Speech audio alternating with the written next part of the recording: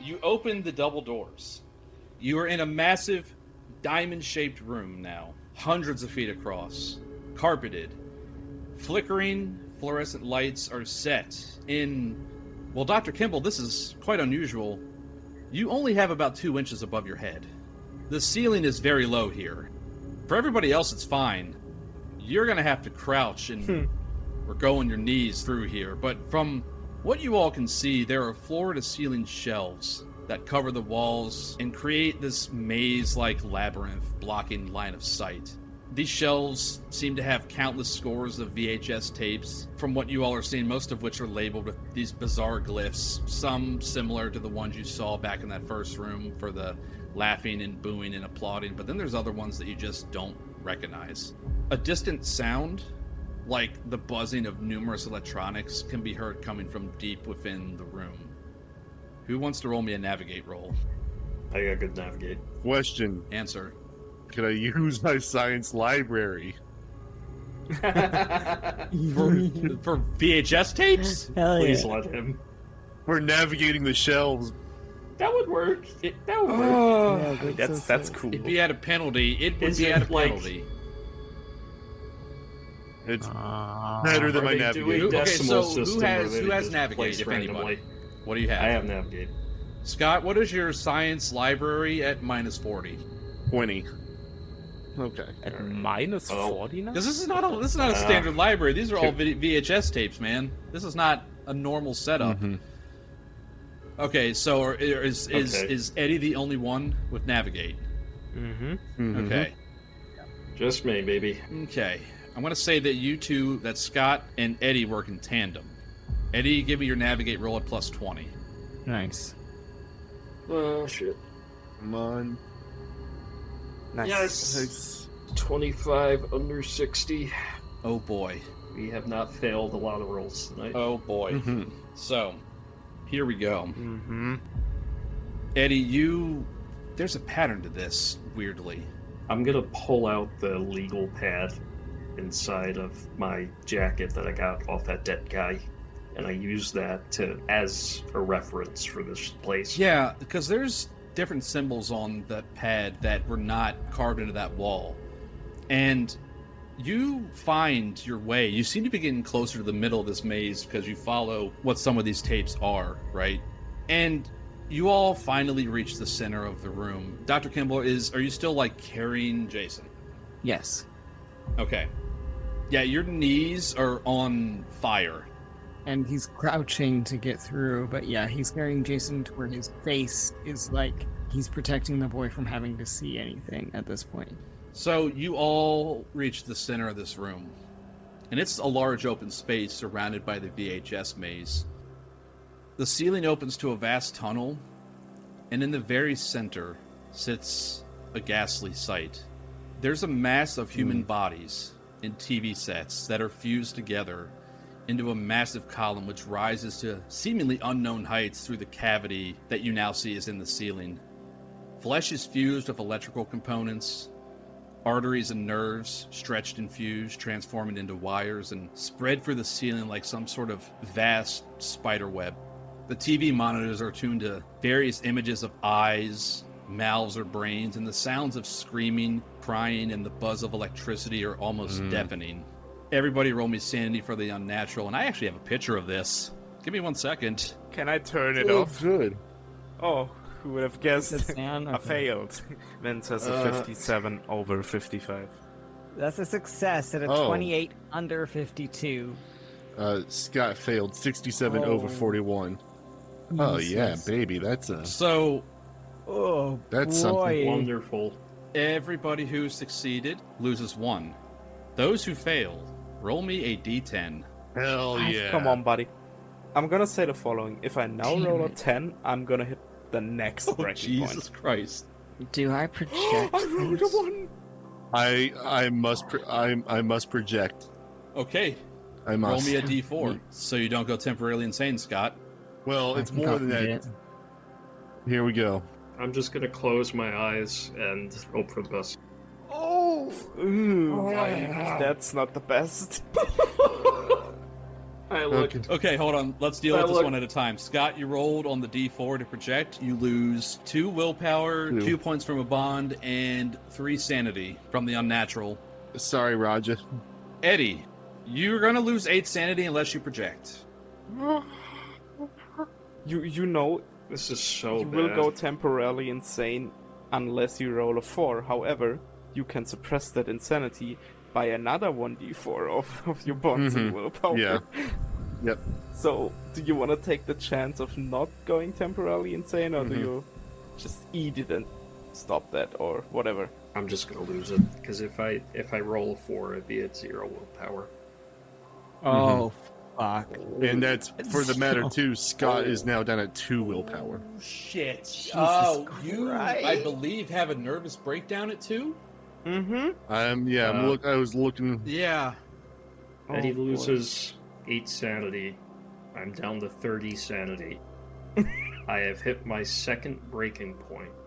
I am not suppressing my temporary insanity. Eddie is blasting the fucking shit out of this with this Okay. clock. You do that. So you're just gonna unload on it. I'm assuming I don't need to roll. It's standing still. No, you don't need to roll. But the thing is that you shooting evidently is creating immense pain for these victims. And the screaming just escalates. And at this point, Jason is just crying even harder into your shoulder, Dr. Kimble. Vince is pressing the singular interrupter the whole time. Doesn't do anything. Aww. Oh, What does this thing even fucking do? Eddie fires 12 shots The mag until empties. it just clicks. And then he throws the fucking gun at it. And then he starts kicking in the TVs. So here's the thing. As you get closer, one of the bodies in this horrific mass is a large man wearing a torn polo shirt that bears the logo to WSHP TV, and a pinned name tag reads Frank Mars. Frank.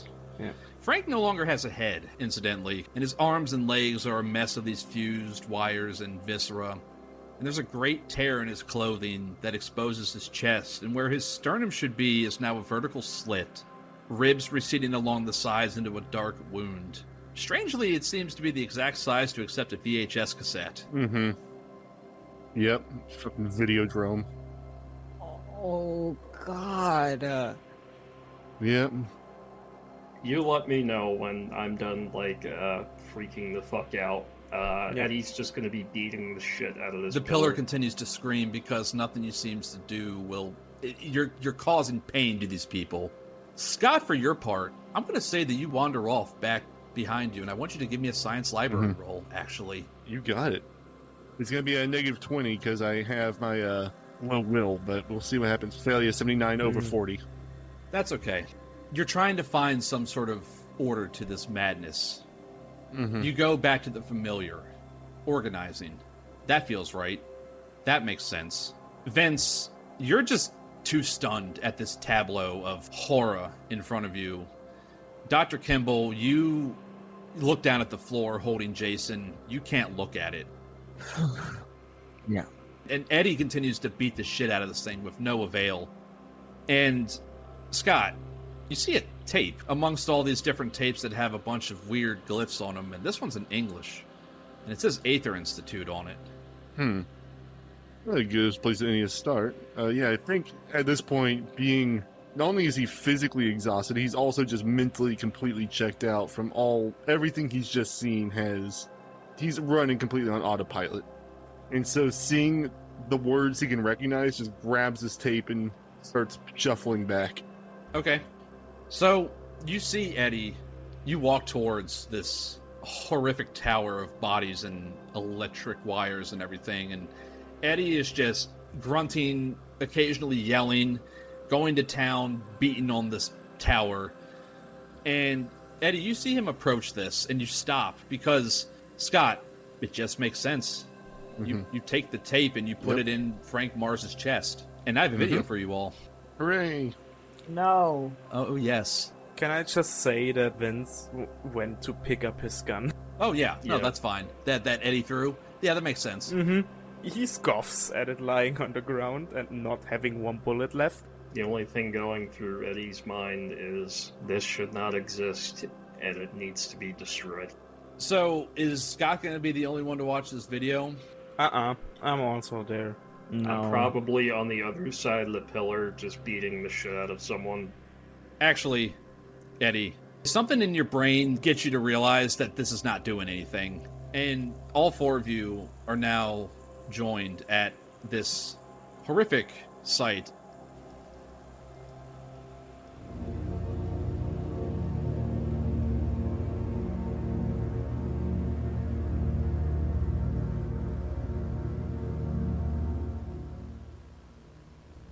The discoveries made during the tragic 1967 moon landing disaster fundamentally altered the way we think about our world. All disciplines of science, from mathematics to physics to biology, were profoundly transformed that day in July. 12 years of laboratory testing and research yielded fantastic results. A new reality, hidden between the wavelengths of various radio waves and other naturally occurring phenomenon, was finally breached. By using a signal modulation interruption device, display screens could be transformed into gateways into and out of this world, and potentially to other worlds beyond. Additionally, it is theorized that entities within this dimension could be solidified and brought into a physical state which could be interacted with by researchers. Unfortunately, this new reality was completely alien to the human psyche. Later testing devolved into insanity.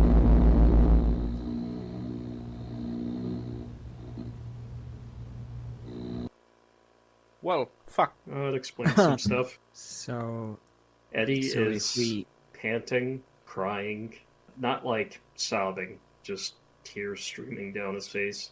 And he's trying to watch this calmly and just crouches down and is grabbing his head. we have to use the jammer to try to get out. I can't think of another way. Yeah, is there a way to change what the jammer outputs? Well, as you ponder this, after a few moments, The two jammers, right? Because we have two. text appears across the many other screens, broadcasting messages in teletype. Some of these messages say things like, "We watch you, watch us. You use the signal, / we are the signal. Rejoice, receiver. Come home, / receive." And then there's one that says, "The technician comes. You will receive the signal," with an exclamation mark. And after this last text, lights in the massive shaft above you all in the ceiling alight, and the sound of wailing and TV static intensifies, and manifesting out of this writhing pillar and descending from above Frank's body and blocking the screen is the Grey Woman. Can we turn her off? The first We're in thing initiative. Vince does is I mean, still. Okay, so top of everything, who has the signal interrupters? Vincent. Vincent. I likely dropped mine on the floor when I Yep. went to go beat the shit out of that Yep, pillar. we're going to say that you did. Yep. So, That's fair. So, yeah, one of the signal interrupters is laying on the ground. Vince, you give me an alertness roll. 83 under 84. You can see that Eddie Nice. dropped the signal interrupter that he had grabbed somewhere on the floor. It's not near you guys. Somebody would have to run and pick it up. But what do you want to do? I have my own. I want to turn off the woman. So you aim it at her, and its staticky form seems to solidify a little bit more. Now, here's the thing. The pistol's empty. Are you just holding it on? Yeah. Yeah. I Okay, know. so you're just holding it on. I'm just holding it on and I'm screaming, "Someone grab the other thing! Someone grab the other thing!" Scott's on it. Okay, Scott. We say Dex times 5 to try to sprint over, grab it, and Yes. success 48 under 60, even factoring the negative 20 penalty. Okay. Yeah, you run over and you grab it.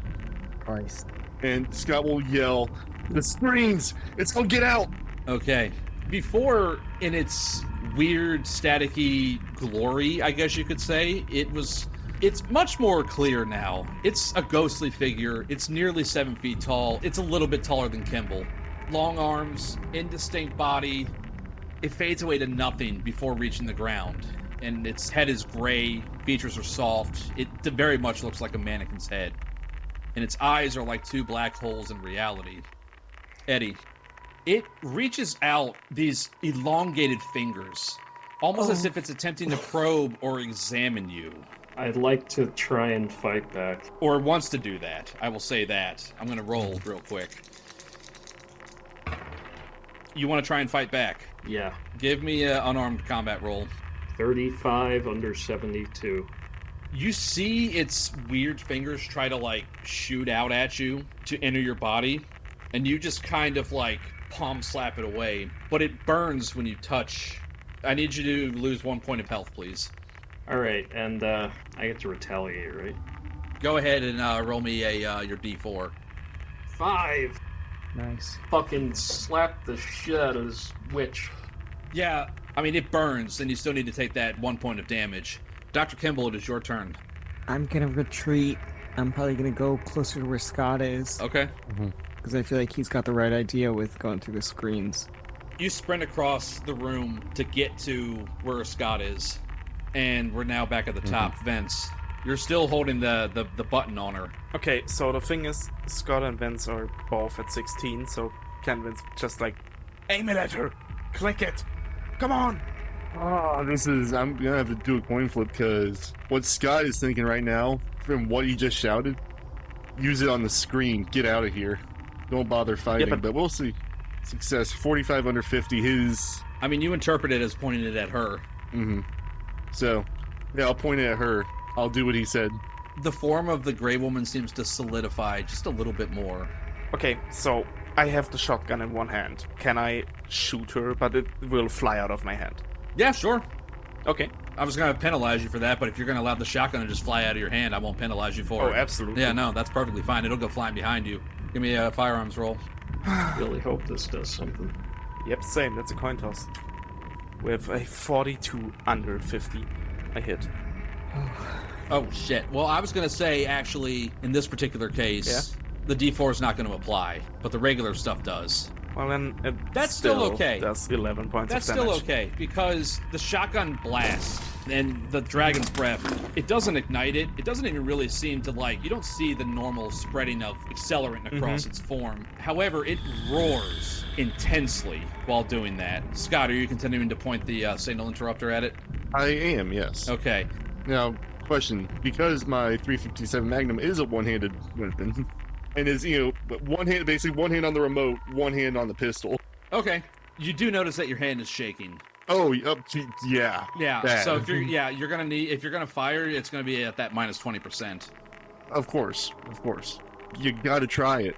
I mean, what the fuck else can we do other than, point at the screen and get out of here? But success, 4 under 40. Hell yeah. Give me that Fact- roll.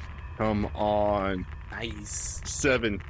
It lets out another roar as a bullet just cracks through the air from your 357, and it doesn't jerk or do anything. It just, that did something. However, you see its head and its mouth just start to open wider, and it looks between the two of you, between Scott and between Vince, and then it hones in on Vince. Oh, I do not like that. Yeah, no. I'd imagine you wouldn't. I need to make a roll here. How about one from decision from me to you? Fail it. Oh, shit. I rolled a 44. That does not sound like a... Fuck you. Over 40? A 44 right? over 40, right? Over 40, right? Over 43, right? Where's my D8? So, here's what happens. I don't like the sound of this. The same thing that it tried to do with Eddie, it reaches inside of you after you blasted with the shotgun. And you can feel this weird presence just running through your body. Like, you can feel like, if you would not know what this feels like, but you feel fingers probing inside of your body. And it hurts as it rips its somewhat staticky hand out. And it does 6 damage. And I need you to roll me a strength roll. Strength? Because as it pulls its hand out, red vines just start to come out of the wound. That's... And rapidly... critical. critical failure for my strength. 55 over 45. Bruh. Also, I gotta roll con to get stunned because I have 11 HP. Yeah. Oh, And now I no. only have 5. Roll me a pal times 5. Oh, okay. I need to roll a d10 because I critically failed the power roll with a 99. it doesn't matter. Over 75. According to what I'm seeing here, if you had failed the strength roll, then what's going to happen next is really going to suck. Oh, God, but he doesn't have that much HP. No, this is something Max. completely different. So I rolled a 9. I now need to roll a d. How many characteristics are there? Stats? There's 6, right? Yeah. Okay, I need to see which one gets drained. Holy shit. What's your con? 12. So take 9 off of that. Yo! So what does that do to your health? Yo, I this have is not a okay. maximum of 6 health and I now have 5 left. After doing the adjustment to like your health and everything, and okay. So I mean, you're still alive, right? Like, what's your con is like what? 3? 60. It was 60. 4? Now it's 15. Vince has cancer. Like, Okay. You all see holy shit. the life get drained out of Vince. Oh my god. Yeah. I think you mean The whole viscera whale. fuses to the floor. You can't move. Not only can you not move because of the red vines, you just feel weak. You feel physically fucking weak. But you're still alive. But I do need you to make me a sanity roll in this moment for helplessness. Doesn't he, I don't know, faint? You can't. If you faint, you'd be standing upright because you're rooted in place from the red vines. Yeah, that's by the way, that's a 64 over 55 for sanity. That's a D8. Yeah, that's fine. That's a 7. I'm not projecting. Oh shit! God, it was good. It was Hell good yeah. knowing you, man. While Vince gets like everything goes black, but before, probably just in a moment before that, when the life gets drained out of him and he sees the red vines out of him getting fused to the floor, he locks eyes with Scott and just mutters like, "Don't let me experience this, man. Finish it, come on, finish." And then he slumps over. Eddie, what are we doing, man? How far is that shotgun? Scott and Kimble are to the left of this pillar. Vince would have been in front of it. Shit, I'm gonna say you're on the right side, so you would have to run back behind Vince to grab it because the shotgun went flying backwards behind him. I'm diving for the floor. I'm getting the... Okay. You know what? I'm gonna say that you do that. Give me a firearms roll. Come on. Oh, I'm gone. Max, you remember when I said that the shells sometimes have to be manually ejected? I got a better idea. No! How many times? This is our, like, 5th 100 in this fucking arc. So, since the cast cannot keep God. themselves together, Eddie rolled a 100 over 80 on that firearms roll. Eddie, hearing what Vince just said to Scott, it's a soldier's duty. You dive for the floor, grab the shotgun, and you fire at Vince. Vince, we're just gonna say for flavor, you get lit on fire. But also, Oh god. some of the round passes through Vince and hits the Gray Woman. And the Gray Woman bursts like a CRT TV screen, sending this crackling static throughout the entirety of this realm. And then a final blood-curdling scream echoes from this entity. The deafening buzz and rumbling continue as this area is starting to be consumed by a vast, empty nothingness of TV static. Vince, in your final moments, you see the vines start to retract from out of your body, but then you can just feel your body falling over. And if you have a final moment, do you want to narrate? Go for it, man. I think the bullets just rip through him, rip through his neck, tearing out chunks, literal chunks of him, and while also lighting him on fire. This left side of the face completely rips open, the skull gets shattered. It's almost unrecognizable now. And there's nothing there's so much he wanted to say, but there's nothing that he can say, and the body just falls. You're going to lose 1, Eddie, from that sand roll you just did. You rolled a 24 under 30, killing a fellow agent. Are we all doing? That you did what had to be done, but at what I cost? But the Gray Woman is done. Go ahead and put that tick in the violence. Scott, you also need to roll sanity, and Kimble, you're going to have to as well. Yep. Fucking Jesus. Fucking hell. Christ. Oh no, Kimble. Yeah, I was gonna say this would be for helplessness, but you're adapted. I am adapted. Oh, Oh, great. Eddie did what I would have done. Scott, roll me a d6. 64 of 39, d6. 4. And that puts me under my second breaking point. Okay. By 1.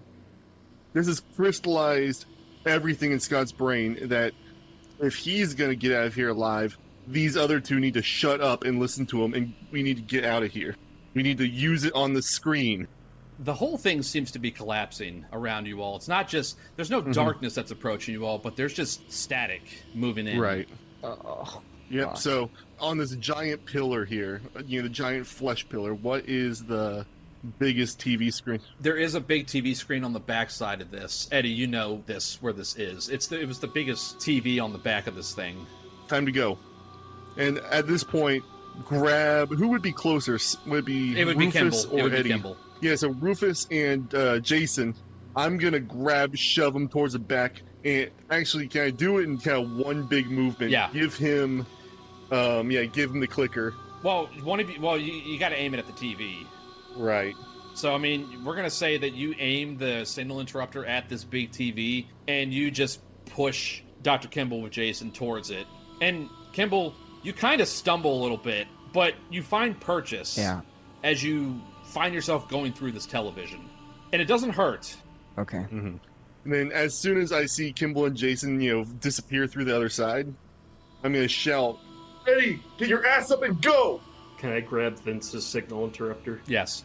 Okay, I'm gonna grab that, and I'm gonna go through the TV. Around the back with them? Okay. Yeah. You go through, and unlike before, you don't feel a burning sensation.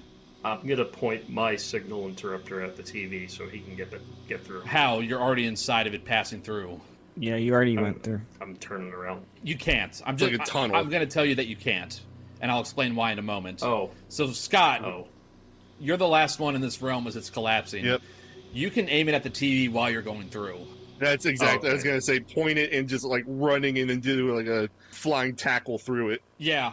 I will say, just because there's this weird moment of interruption, you briefly feel extreme pins and needles as you dive through, and you almost feel like your skin's about to start burning. And you take one last look at Vince laying on the floor, and you disappear through, and you guys now find yourself inside of this old abandoned house in the woods.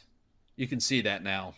And you take a moment to catch yourselves. Scott, this looks a little familiar. And you walk over towards one of these broken window frames. And you look out, and in the distance you see an antenna mast stretching up. Is it over? I don't know, Eddie. Fuck. Okay. Eddie punches a hole through the wall. Rufus. Is the kid fine? From within your arms, Dr. Kimble, Jason says, "Are we home? Are we home yet? Not yet, but soon. I want to see my mommy. Please." We're going to see your mommy. I promise. What is it, Scott? I need you. And as he just kind of drifts off as he says that, at this point, it'd be very clear to tell that Scott's on his very last legs. Oh, I'm gonna roll psychotherapy, please, on this man, because he's been losing it. And then I will also do it on Eddie, because oh my god. Yeah, make me 2 rolls. So that's a success of a 28 under 80 for Scott, and then it is a success of a 41 under 80 for Eddie. What does this look like for both of them? So, Kimble, so we're in this cabin, right? Are there chairs? No furniture. No. Okay. Honestly, I think Kimble is just going to comfort Jason and hope that, the soothing sound of he'll be saying, "It's okay, we're gonna be safe. We're going to see your mom soon. Okay? You've just gotta breathe. You've gotta breathe." And he's saying it for Jason, but he's also saying it for the 2 men around him and trying to get them to calm down and recognize that their lives are not the ones we need to be considering at the moment. That there is a 4-year-old with us. Yeah, the 2 of you realize you did do something good today. All three of you did something good out of this whole shitty fucking All mess. 4 of us. Yeah, but there's only 3 of you that came out of this. And as you all stand in the middle of this house, taking stock of everything, Scott, you're the first one to leave. You head towards the antenna mast, and the others follow you. Jason, for his part, is now walking next to Dr. Kimble. Yeah, Kimble's holding his hand. He's not as upset anymore, but, he's still a little nervous and scared. And you realize, Scott, that you're at relay station number 2. You've walked through the woods to get here. The sun is starting to come up now. And you see now that the red vines that Vince had been shooting at, that were in the tops of the trees, that were along the back of the antenna mast, you realize that they were leading towards his house. But they're no longer there now.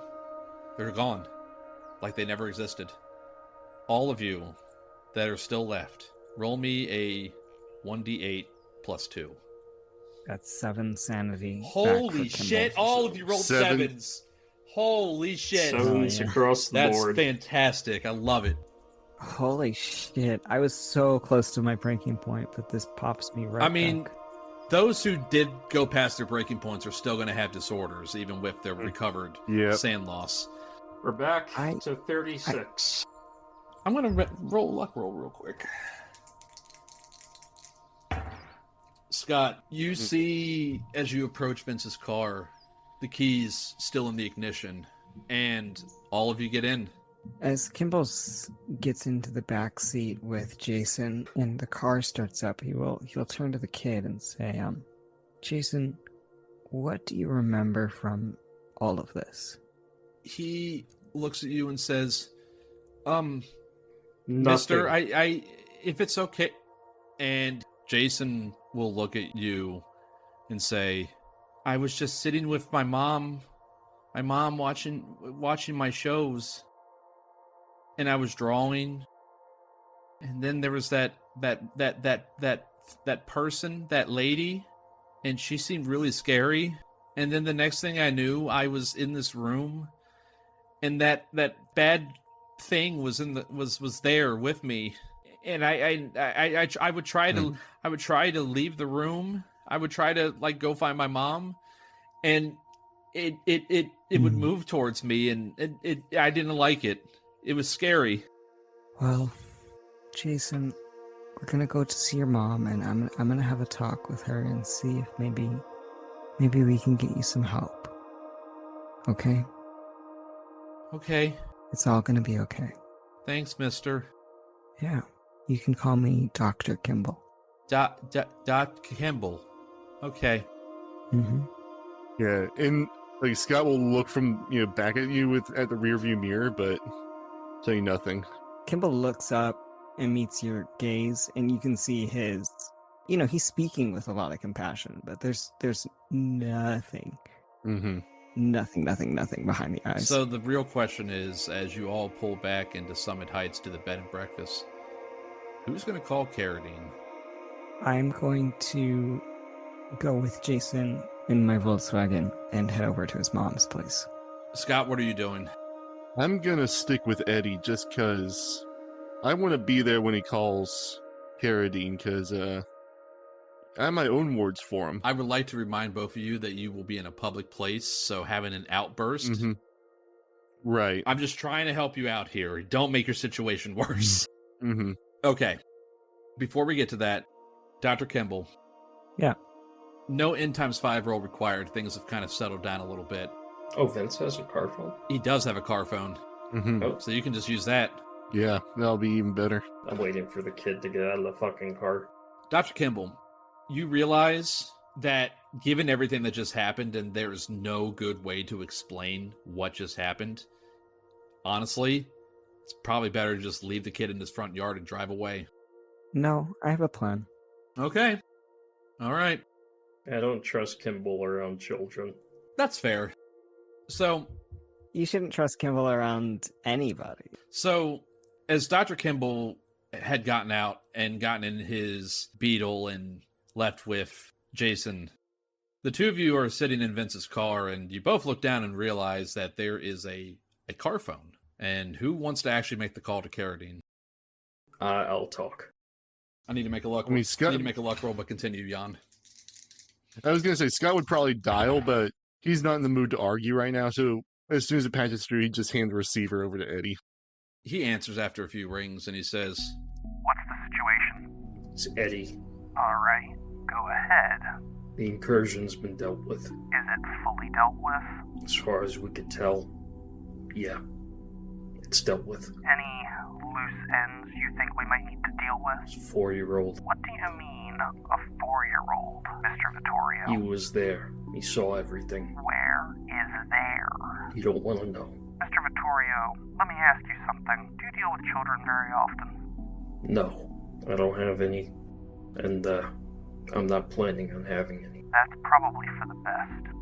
Let me be perfectly clear. We do not go around killing young children. That is not our way. Did he seem unnatural to you? No. Then he is not a loose end. And I want you to understand, if you start going down that path, don't be surprised if you end up with a bullet in your brain. Then you're gonna have to meet me on the ground and put it on my fucking head. Is anybody else there with you? he sounds irritated. Scott's here. Put him on. I hand it to him. Mr. Macallan, Yeah, speaking. where are you guys calling from? We're calling from the phone of Vince Peterson. Vince is dead. Shit. Okay.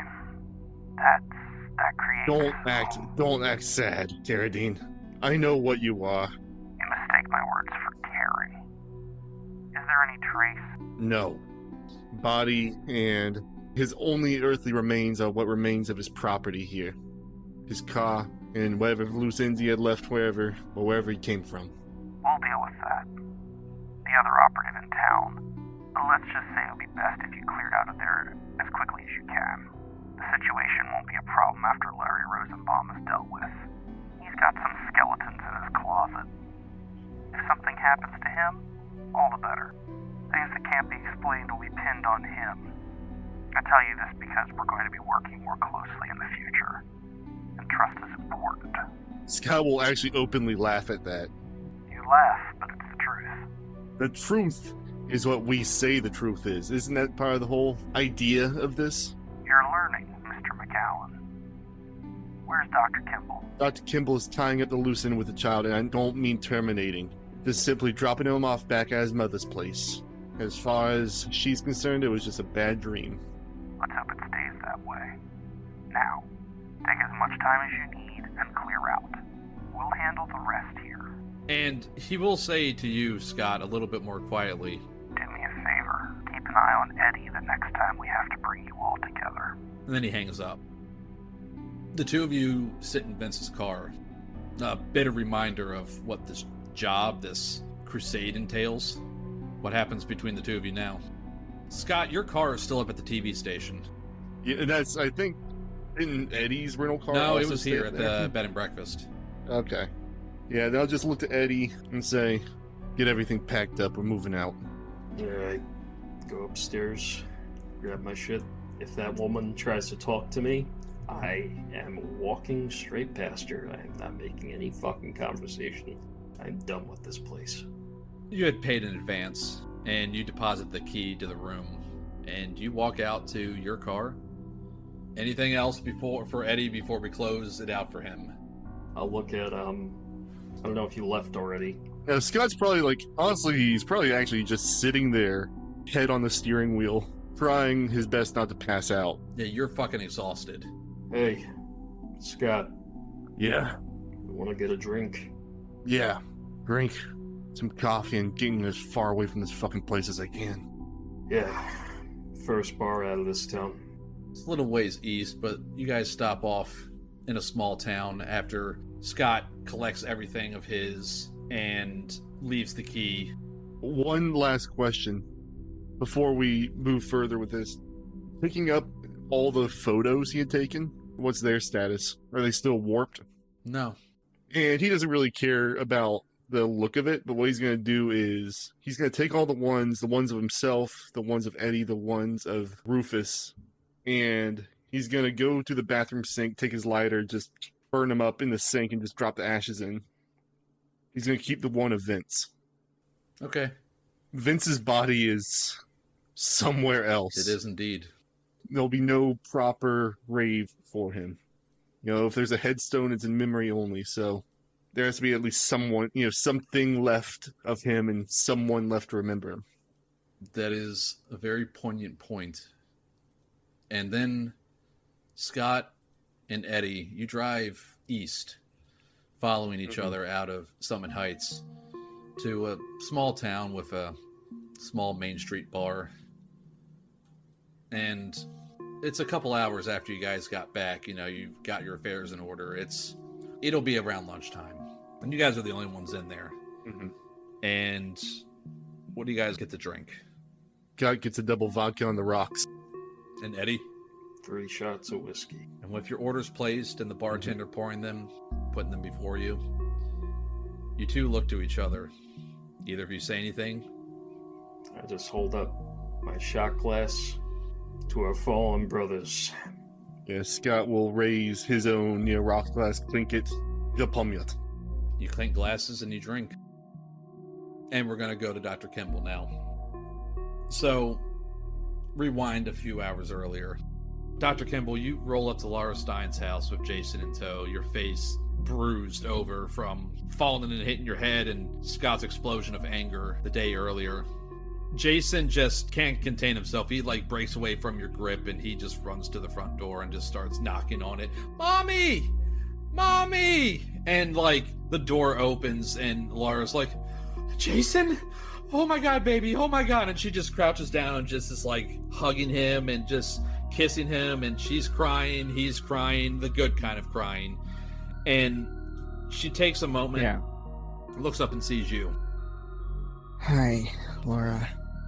How? Where? How? Let's, if you don't mind, maybe we can go inside and have a conversation. But of course, get yourself settled first. Okay, but I want to, not too long. I want to spend time with him, please. Of course. Yeah, and you three walk inside. She closes the door and leads you to the couch in the living room that you had seen a day earlier. And she offers you to sit. And Jason is happy as hell. He sits right back down in front of the coffee table. You notice that the drawings she quickly grabs the drawings that had still been laying there with the gray woman. But she just grabs them up quickly. Yeah. Jason doesn't seem to notice. There's fresh paper and crayons and pencils there. And you see her go to the kitchen and throw them in a wastebasket. And she comes back to you and she's looking at Jason just sitting on the floor, big smile on his face, happily doodling. She gestures for you to go to a different part of the room, and she says quietly, where was he? How'd you find him? So, Laura, Jason's been through a lot. Okay. I still don't know all the details. I think there's quite a lot hidden in his subconscious, perhaps. Okay. Listen, he's a very brave child, but I am deeply concerned for his well-being because of what he has gone through. Okay. So you're you're a detective and you're also what are you, a therapist too? Well, yeah. Actually, I run an institute for people that have gone through mental traumas. She looks confused. But don't you work for a private investigator service? Yes, I do. But my main job is as a psychiatrist and a lead physician. I also work for this investigative service because my services are needed on these types of investigations. Now, listen, I am not suggesting that I separate you from your son. What I'm suggesting is that you and Jason come down for maybe a week just to monitor him. We have apartments, they're fully furnished, we have food, we have 24/7 nursing staff. It's very safe. I can show you around the entire institute before you make your decision.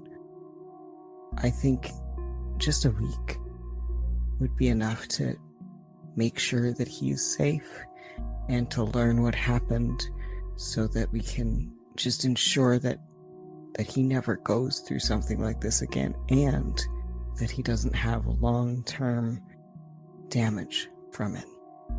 Because he's such a sweet boy and he really doesn't deserve to live with the weight of this for the rest of his life.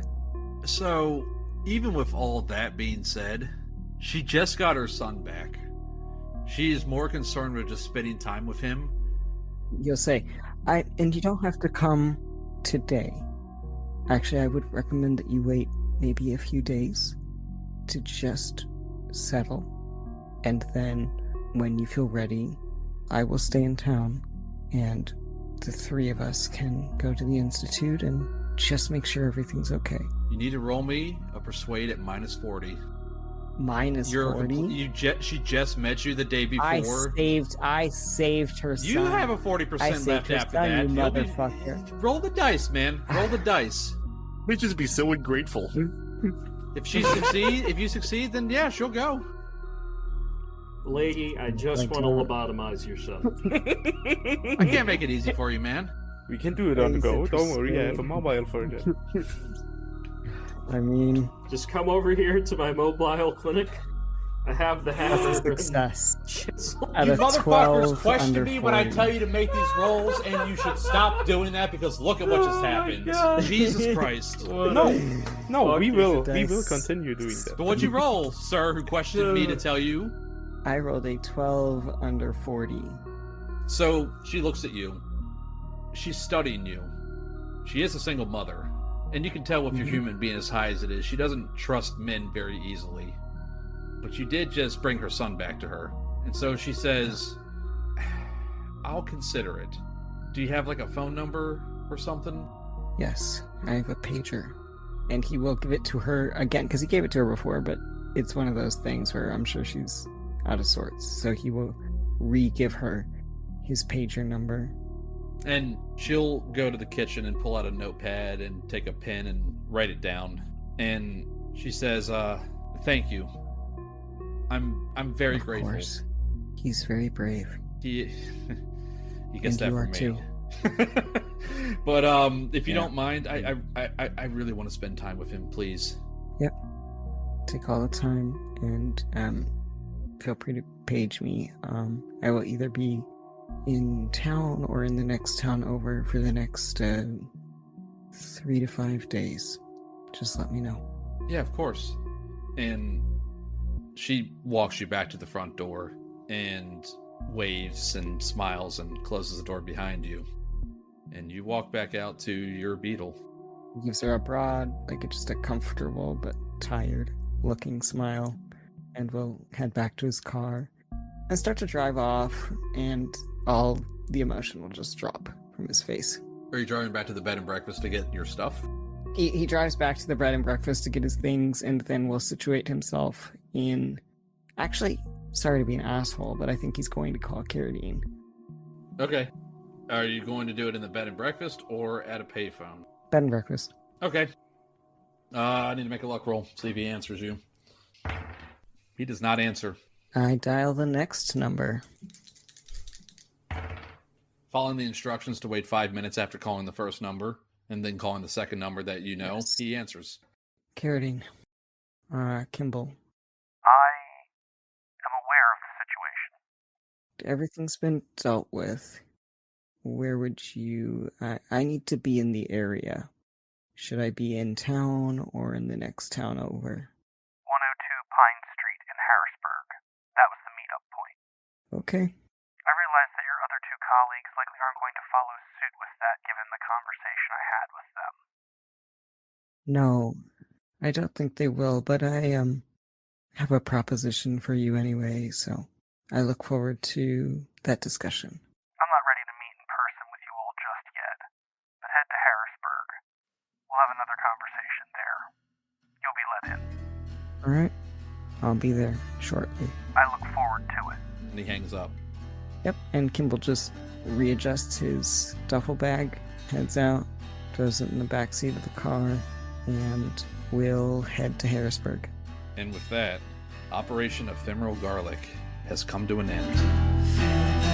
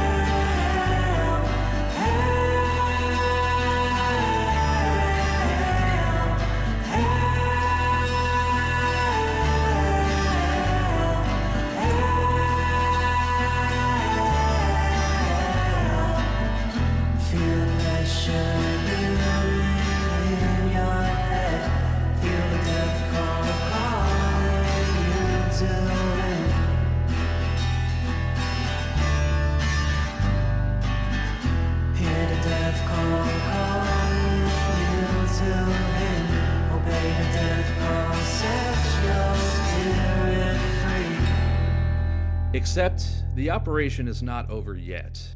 There is one more loose end to tie up. It is October 12th, 1988. Donald Poe, earlier in the day you parked your own car one town over, took a taxi back into Summit Heights, and retrieved another vehicle at the WSHP TV station per your orders from CARRADINE. Based on that, with the compartmentalization of the group being what it is, Larry Rosenbaum needs to disappear. Currently, you're sitting in the retrieved vehicle across from Larry Rosenbaum's house, and it's a location you're already familiar with. It's a 2-story house made of brick with a wraparound porch on the front that appears to be newer, that terminates at the halfway point of the house on its left side. You walked past this porch nearly 4 days ago to break into Rosenbaum's home, finding evidence of his blackmail dealings involving Calvin McCloskey, and you took photos of this. You also took photos of 2 corpses in a shallow grave 20 miles outside of Summit Heights, with one bearing a resemblance to the missing engineer Frank Mars, so said CARRADINE. You know that the group will handle whatever fallout comes from this, and this isn't the first time you've had to do a frame job. You just need to facilitate Larry Rosenbaum's exit from this world. It's dusk. We're gonna say it's about 6 p.m. at this point. You know he's home.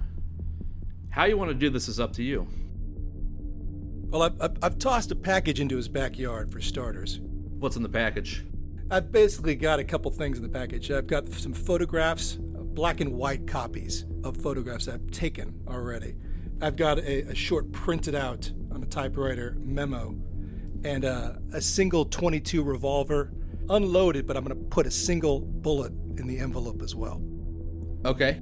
So we can say that you had gone around to the adjoining street maybe like a few minutes earlier, driving by and just tossing it out the window, perfectly arcing into the backyard. And are you just hoping he comes out and finds it? I was hoping to toss it somewhere that I could lead him to, right there next to the house. And then once I've done that, I will approach his front door, step on that front porch, and then I'm going to ring his doorbell. Yeah, so you ring the doorbell. It chimes and echoes throughout the house. You can hear that much. You can hear some footsteps approaching from the inside, and the door opens, and a 50-something balding man who you know, this is Larry Rosenbaum, you had seen him already, opens the door, and he says, "Hello?" Hey, Larry? Yeah. Yeah, hey, sorry to bug you. I just saw some guy throwing something over your fence. Looked like a package or something. Yeah, let me show you what I'm talking about. And I kind of step away from the door. Okay, he says. Yeah, and I'll step down the stairs and kind of look at him like motion for him to come with me. Who are you, by the way? He says as he's walking down the steps. I'll kind of ignore the question for now. Okay. To kind of get him over here. Yeah, he follows you. He's curious, but he's also a little bit confused, maybe a little bit concerned, but yeah, he follows you to his backyard. So I'm assuming he's got a side gate or whatever. I'm going to kind of open the latch and take a look at him and say, yeah, I think it was right over here. I saw the guy through it right over here. Oh, okay. And he walks back into his backyard, presuming you're behind him. Yeah, I'll step in with him and I'll close the gate behind me. Okay. And I'll kind of wait for him to retrieve the envelope. Yeah, he walks over and you can see that he's being cautious in his approach. He takes a glance over his shoulder at you. Then he looks back down at the envelope, bends over, picks it up. It's kind of hefty, he says. You say you saw some guy throw it over? Yeah, I did. Huh. Larry, sorry for the obfuscation. Yeah, that was me. I threw it over the fence. He narrows his eyes at you. What the hell is this? Hey, listen, we need to talk, Larry. Is your backyard secure? Who the hell are you? Yeah, well, my name is John. I've got a couple of friends over at the police station, but I don't want to talk about that right now. This came across my desk. I'll point at the envelope. It's kind of important. His eyes are like darting around the yard. Like, it looks like, to your mind, he may be looking for a means of escape, but he doesn't move. And then he says, are you with the Pittsburgh boys? What is this shit? Yeah, I got some friends over there, but listen, I don't work for them anymore. What's important is you need to look in the envelope, Larry. There's some stuff in the envelope you need to be aware of. He doesn't say anything, but he looks down at the envelope and he tears it open. And his eyes go wide as he sees the contents inside, sees the revolver, sees the photographs, the copies that you made.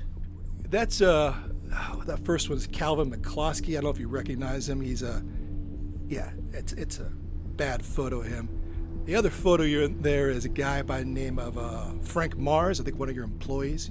You know Frank, right? Yeah. What the hell? Yeah, well, Calvin and Frank are good friends, right?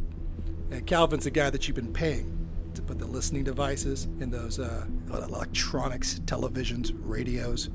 You've been using that ham radio in your house to listen How in the on your fuck do you know political about... opponents. Calvin talked.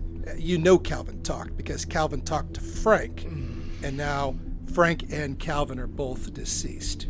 What do you mean, deceased? That's the photos in the envelope, Larry. You recognize both those guys, don't you? You see that he's holding that particular photograph in his hands, and he's studying it. And then he looks back up at you. Yeah, so they're looking into that. They've already searched Frank's house, you know. They'll be coming here real soon with a warrant. It's all being kept on the hush, you know. I thought I'd give you a chance to find out what's happening before it happens. And this? He pulls up the envelope. What is this gun for? What, you think I'm gonna kill myself? Listen, it's unloaded, but there's a single bullet in there, Larry, and I'm gonna leave it up to you what you want to do with that. When the police come, they could, you could flush it down the toilet for all I care. Doesn't matter to me, but I know some guys like to have options. You're one of those types, so maybe we're doing you a favor here, giving you this choice. What's stopping me from just taking this and shooting you right now when cops come and I just say I had somebody was breaking in? What's to stop me from doing that, huh? No, it just means you got 3 murder convictions instead of 2. I mean, if you want to give it a shot, you're going to have to take that 122 round, load it in the revolver, and pull the trigger before I kick your ass. If you want to try me, go ahead. He puts his arms down at his side, and like he does this gesture of like tilting his head back up at the sky. Listen, Larry, you run a TV station. That's great. You want to be the mayor? That's over, man. I thought I'd give you the heads up as a common courtesy, you know. This is what's coming down. This is what I know about. He's trying to find words, and you can see that he's absolutely struggling to do so, and Even in the cool October air, you can see that he is sweating profusely now. Yeah, so listen, Larry, I don't need to be here when you make your decision. You can let the legal system sort itself out for all I care, or you could make a run for it. You got choices, Larry. I thought I'd give you, one more choice. Run for it? If that's Where what the you hell wanna would I do. go? I shrug. It's not my call, Larry. I'm just giving you the courtesy of giving you a heads up. Calvin and Frank, they didn't have that courtesy. Nobody warned them that someone's going to put a bullet in their heads. So I'm doing you a favor. He's doing his level best to keep his temper in check. And then he lets out a breath, and a look falls over his face. You've done this more than enough times. This is a man who's making a calculation right here in front of you. And the look that falls over his face is one of resignation. Yeah, I'm sorry, Larry. I'm sorry to be the bearer of bad news, but I'm just doing you a favor. So I'm going to leave you here. You can make your choices. The hell will my kids say? I mean, If you want to write a note, now's the time. do you just continue to stand there, see if he does anything else, or are you gonna leave? Or Yeah, I kind of watch, and if he seems to be settled in, with no more questions, I'll step away, and quietly remove myself from the backyard and close that gate. Yeah, as you do that, he begins to walk up towards his porch, towards the back door. And right before he disappears from view from you, he takes one final look at you and says, "Fuck you, man. It wasn't supposed to be like this. I had dreams, It never is. aspirations." I just nodded at them. Me too, man. Me too. I'll close the gate. And you hear the sound of the back door open, and he goes inside. You walk back across the street to the retrieved vehicle that you were told to acquire by CARRADINE, and get back in and you sit in the vehicle, and you wait. And you want to make sure. So about 10 minutes goes by. One of the lights in the house flickers off. And then there's a brief flash of light and a muted bang. That should tell you all you need to know. Yeah, I just turned the keys on in the car, shifted into drive, and very slowly pull away, and I leave.